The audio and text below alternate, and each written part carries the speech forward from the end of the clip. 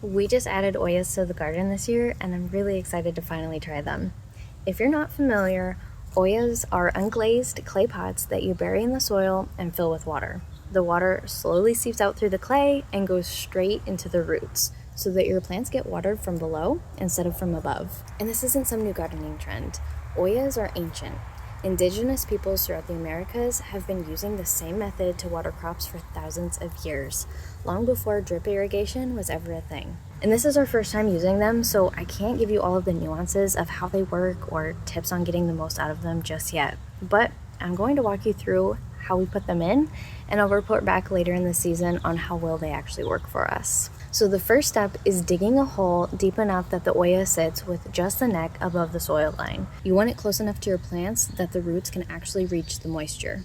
So once it's in place, you backfill around it and make sure that it's sitting level so it doesn't tip when it's full. Then you just fill it with water and you pop the lid back on. And from there, it's just about refilling it as it empties. So that's how easy it is to install. We have several of these in the ground now, and what we're noticing is by morning, they're about 3/4 of the way empty. So we've been refilling them about once a day. So the packaging on ours says that the water up to 18 inches in diameter, but we're not fully trusting that number since ours are pretty small.